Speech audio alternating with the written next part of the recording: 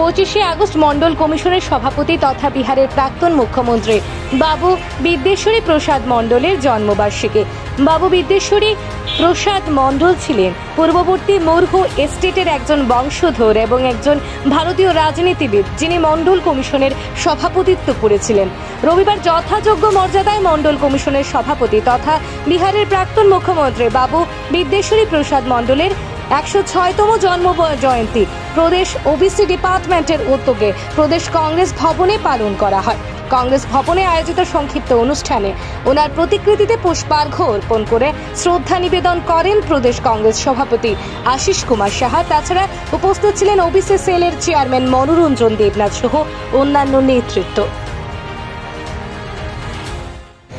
আজ বিদ্যেশ্বরী প্রসাদ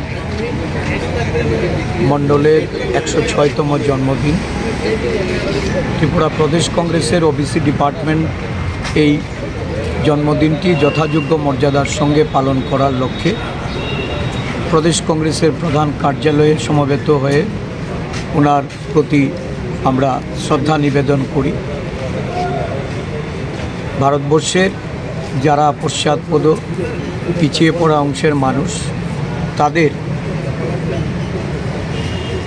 সামাজিক, অর্থনৈতিক, শিক্ষা এবং তাদের সার্বিক উন্নয়নের লক্ষ্যে মন্ডল কমিশন গঠন করে এই কমিশনের রিপোর্ট কার্যকর করার জন্য এই বিদ্যেশ্বরী প্রসাদ ওনাকে কমিশনের সভাপতি করে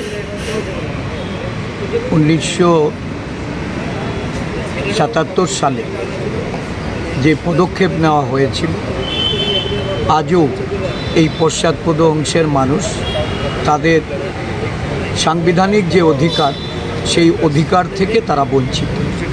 আপনারা জানেন যে বিগত লোকসভা নির্বাচনের আগে কংগ্রেস দল তার যে 5টি ন্যায়, তার মধ্যে ভাগিদারি ন্যায় মানে এই পশ্চাৎপদ অংশের মানুষ সহ বিভিন্ন আমাদের দেশের যারা অনগ্রসর আদিবাসী, তফসিলি জাতি এবং বিভিন্ন পশ্চাৎপদ সম্প্রদায়ের মানুষের তাদের সংরক্ষণের জন্য জাতিগত জাত গণনার প্রতিশ্রুতি রেখেছিল।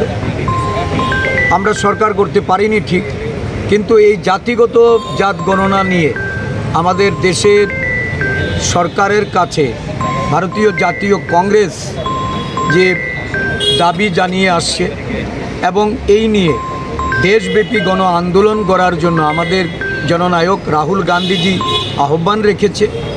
আমরা পশ্চাৎপদ অংশের মানুষের তাদের উন্নয়ন, তাদের সাংবিধানিক অধিকার এবং সর্বোপরি সংরক্ষণের ক্ষেত্রে তাদেরকে যেন যথাযোগ্য তাদের যে জনগণনা ভিত্তিক সেখানে সঠিকভাবে নির্ধারণ করা হয়।